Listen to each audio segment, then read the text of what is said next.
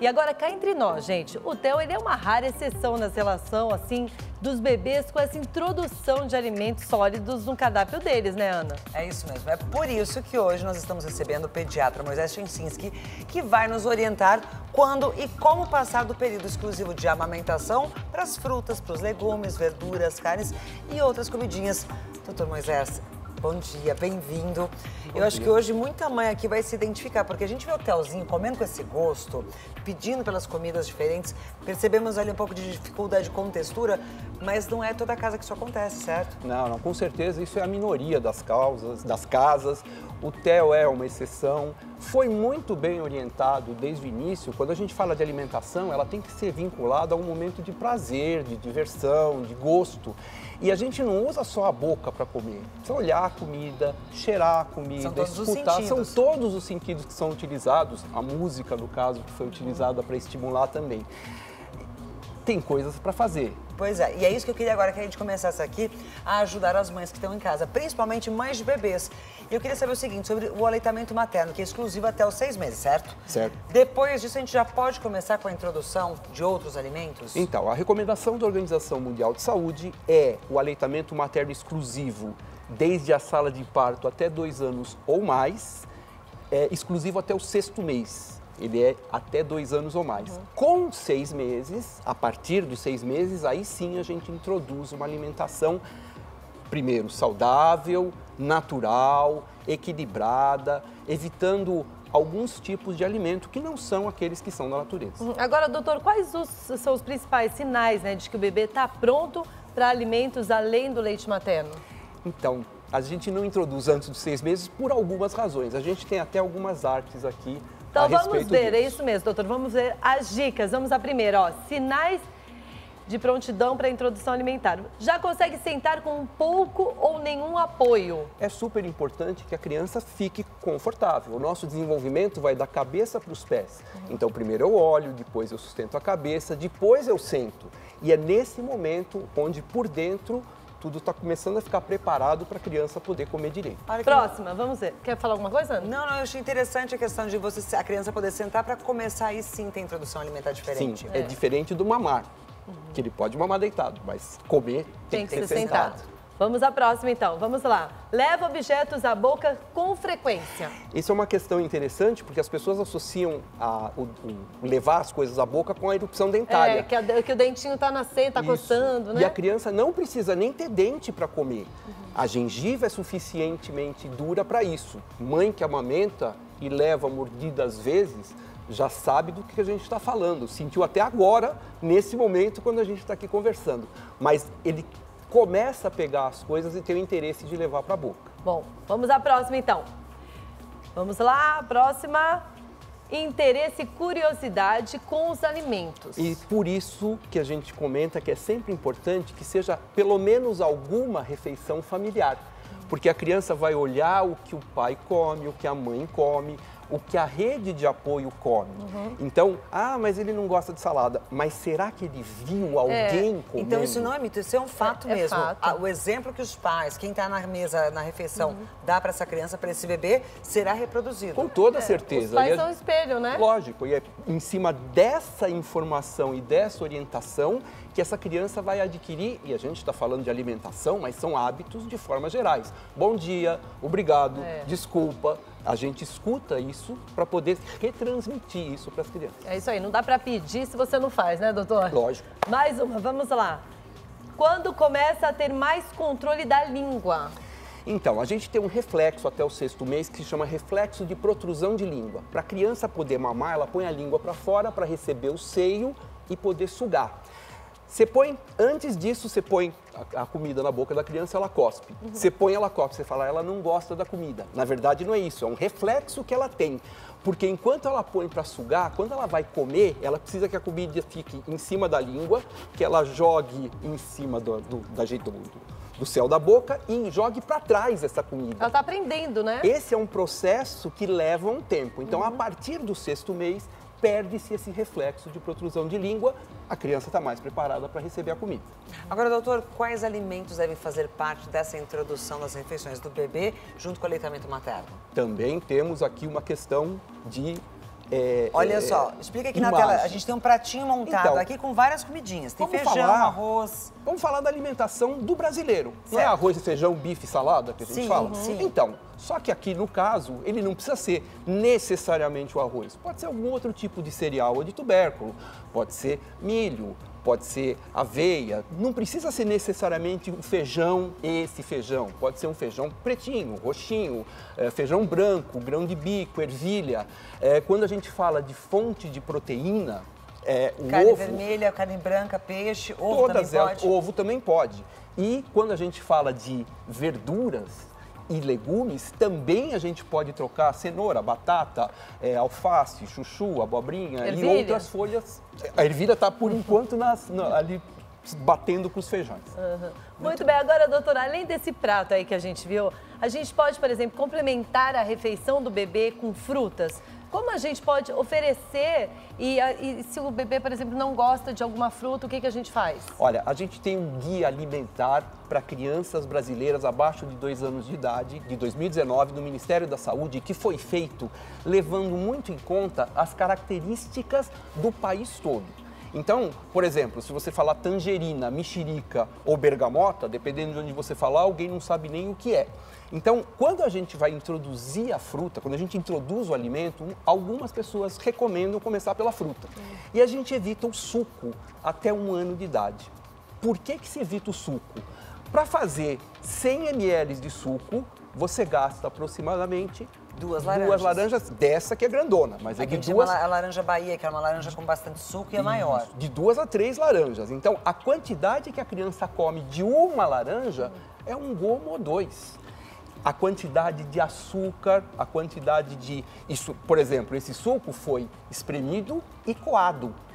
A fruta, ela é na integralidade que a criança está comendo. Você acaba perdendo fibras, você perde toda a estrutura que faria bem também. E é super importante que a criança beba água e coma a fruta. Não só a criança, né? Os adultos também. Isso vale para todo mundo. Verdade. Vale para todo mundo. Agora, doutor Moisés, também deve ser oferecido comida para os bebês na fase da introdução alimentar. Eu queria saber da quantidade. Quais são esses alimentos exatamente, que a gente viu ali alguns exemplos, mas com relação à quantidade. Como é que eu sei que eu não estou dando nem demais e nem faltando? Antes disso, doutor, deixa eu te fazer uma pergunta. A banana é bom? Como que a gente introduz, por exemplo, a banana? Muito bom. Banana. Banana é uma das primeiras frutas que a gente introduz. A gente tem 2 formas para introduzir essa banana que eu acho que são interessantes para a criança. A primeira é quando a gente vai descascar a banana aqui, enfim, é quando você oferece a banana... Quem que eu faço pra vocês? Esse aqui pode ser, o outro já tirar só a casca. Esse aqui é um que você oferece para a criança pegar na mão. Inteirinho assim, desse jeito mesmo? Desse jeito mesmo, mas uma coisa que é fundamental, vamos falar de 2 coisas fundamentais. A primeira, não é porque a criança pode comer de tudo a partir do 6º mês que ela precise comer tudo no 6º mês. É uma apresentação alimentar. Quando a gente fala de introdução alimentar, dá a impressão que você vai colocar o prato, a criança vai olhar e falar assim, puxa, que bom, e vai comer. Não, você vai apresentar o alimento. Então, o alimento vai ser assim, Ana, isso é uma banana, isso é uma Ana, vamos começar um relacionamento. Vamos então, devagar, uma delas é pegar na mão. Porque quando você pega na mão, você tem a textura, você tem o cheiro que vai aproximar. E a outra questão importante é assim, você nunca deixa uma criança comer sozinha. Essa era a pergunta agora de preocupação de mãe, porque corre o risco de engasgar. Corre o risco de engasgar, tanto dessa forma, quanto a partir do momento onde a gente estava falando a respeito do desenvolvimento que é da cabeça para o pé, ele também é do centro para a periferia. Então, no início, a criança mexe o braço, daqui a pouco ela mexe aqui o ombro, daqui a pouco ela mexe a mão, até fazer a pinça. E na hora que ela faz a pinça, ela tem que ter um pedaço onde ela possa pegar. Grande parte desse pedaço ela vai amassar, dependendo da textura. Aqui nós estamos fazendo com a banana, mas imagina isso com uma mão. Na mão, né? Isso aqui vira... Mamão, melancia... Eu estou amando essas dicas, tenho certeza que você de casa também. Agora, daqui a pouco, o doutor Moisés vai mostrar a quantidade. Qual quantidade que a gente deve colocar para introduzir esse alimento sólido, essa fruta, por exemplo, na vida de um bebê de 6 meses. Olha só, nós estamos recebendo hoje o doutor Moisés, pediatra, especialista em alimentação para as crianças. Ele está ensinando aqui algumas coisas importantes sobre o momento certo da introdução alimentar depois do aleitamento materno, como apresentar. E aí a gente ficou com uma dúvida antes do intervalo, que é a seguinte: qual é a quantidade para cada fase da vida do bebê e como é que eu apresento essa comidinha? Bom, tem que ser amassada, tem que ser de papinha, tem que ser em pedaços? Essa é outra dúvida bastante frequente. Aqui a gente tem os pratos separados por idade. 6 meses, 8 meses, 1 ano e o adulto. Aqui é no final do 6º mês. A quantidade, dá para perceber que é de 2 a 4 colheres de sopa. A quantidade é pequena. 8 meses aumenta um pouco mais, 1 ano um pouco mais, mas olha a diferença do adulto. Então, Sim. É super importante que, no início, como a gente quer que a criança aprenda o paladar, o olhar, o cheiro de cada alimento, que ele seja feito separado. Tem algumas pessoas que têm aqueles pratinhos com separação, como foi no caso do Theo. Que é mais bonitinho, até fácil para poder identificar e deixar Lógico. tudo... Aqui ele está separado, está bem trabalhado e a criança no início ela pode receber essa comida com colher, através de quem é o cuidador, ou ela mesma pode pegar em pedacinhos pequenos e trazer, sempre com alguém responsável do lado para evitar os riscos da criança. Agora eu tô vendo aqui que nesse caso, por exemplo, você tem o brócolis, a cenoura, o feijão, o próprio arroz e a carne bem triturados ou amassados. É essa a forma correta? O que é o ideal? A gente, do 6º ao 8º mês, pode fazer até a forma de purê. Do 8º mês até 1 ano, você aumenta a consistência da comida para que, quando chegar com 1 ano, a criança esteja comendo a comida da casa. Não deve se fazer sopa constantemente. Ah, mas ela não pode comer uma canjinha? Lógico que pode. O que não pode, o que a gente não recomenda é que todo o alimento seja feito em base líquida. Por quê? Aquilo escorrega, primeiro, a textura é aquela que não escorrega da colher.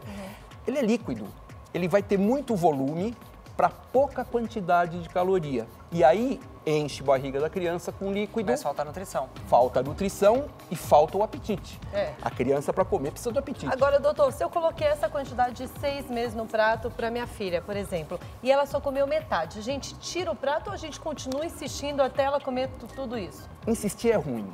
Insistir é sempre ruim, é ruim pra gente, né? Mas você vai comer só isso? Pega mais uma colher, aí começa aquelas... Uma colherinha pra mamãe, uma colherinha pro papai, até ver o fundo do prato. Não precisa disso. O que se faz é seguir na refeição. Se for a fruta a ser oferecida depois, oferece a fruta depois. Água, se a criança quiser. Próxima refeição, você oferece. Pode ser que naquele momento aquela criança não estava com apetite, não estava com vontade, a comida não foi do paladar mais favorável dela, ela comeu. É sempre importante lembrar, a gente fala isso, mas assim, não tem criança com saúde que morre de fome na frente de um prato de comida. A hora que tiver comida, vai comer. Agora, o líquido também você deixa para depois, é melhor, né? De preferência para não ter a diluição tanto da digestão do suco gástrico, quanto para não fazer tanto volume no estômago que ocupe lugar de comida. Agora, se você mostrou lá o pratinho e tal, mas não deu certo, a criança não quer comer, o que a gente deve fazer? Bom, então tem algumas recomendações que a gente deve ou não deve fazer. Vamos lá, tem rotina, explica pra gente, doutor. Isso, a rotina não é, quando a gente pensa em rotina, a gente pensa em horário. Não é só horário, é ambiente, é o local de comer. Que a mãe não vá, por exemplo, com o prato, correndo com a criança pela casa para que ela coma. A rotina, a gente almoça na hora do almoço, então janta na hora da janta. Quando chega as férias, o nosso primeiro descompromisso é com o horário. A gente vai dormir, então quando eu estou falando de rotina, eu posso falar de rotina de sono também. É importante. Tudo isso interfere. Tudo isso pode interferir. Uma criança que acorda às 11 horas da manhã, ela não toma o seu café da manhã ou não almoça. E aí, uma criança maior que tem que ir para a escola, ou para o berçário, ou para uma creche, ou alguém cuidar, você come o horário dela. Então, essa rotina, de vez em quando, lógico, vai se fugir disso, mas é que é importante que tenha essa rotina. Agora, mais uma dica importante. A posição da criança faz diferença? Sempre sentar. É isso que eu estava falando a respeito de não sair por aí com o prato atrás da criança para ali comendo. É na cadeira, é à mesa, é sempre junto com a família quando for possível, mas é importante que exista essa rotina toda e também um local para comer. Bom, próxima dica, evitar o uso de tela. Acho Isso ótimo. é muito importante, né? Nossa. Porque você vê nos restaurantes e tal, todo mundo ali com o celular ou com o iPad e a criança lá assistindo. Uma das coisas que eu vi uma vez, eu achei bem interessante, né? Juntam-se os amigos, a primeira coisa que precisa fazer é pegar os celulares, colocar na mesa, quem pegar paga a conta. Porque é um hábito que a gente tem para distrair a criança para ela comer. Quando ela se distrai, ela não sabe o que ela está comendo. E quando você fala assim, mas você já gostou disso? ela nem se lembra de ter comido. Fora todas as questões que estão relacionadas à tela. A gente recomenda que não haja tela até 2 anos de idade na criança. Agora, não encher o prato. Mais uma dica. A criança olha aquele prato de adulto, ela olha para aquilo como se fosse, eu não vou conseguir comer aquilo. Se eu não vou conseguir, aí ela pega uma coisinha e acabou. Então, é preferível fazer uma quantidade menor, num pratinho menor, e que quando termine, você complemente se a criança quiser. Se ela não quiser, não tem necessidade. Agora mais uma, vamos lá. Respeitar os sinais de fome e saciedade. Essa é a parte mais difícil para a mãe, né? Essa é complicada porque, assim, sinal de fome não é a criança chegar e falar, mãe, quero comer. É antes, a mãe já sabe quando a criança vai, por exemplo, hora de mamar, a criança já começa a ficar desconfortável, começa a fazer procura. A criança na casa tem essa mesma questão. A gente também fica de mau humor, né, quando dá fome, pelo menos eu. Muito. E o mais importante, além disso, é entender que deu. Ela não vai comer o que... Quando a mãe chega, às vezes, na consulta, e fala assim, doutor, ele não come nada. Ele não come o quê? Nada para ele ou nada daquilo que você gostaria que ele comesse.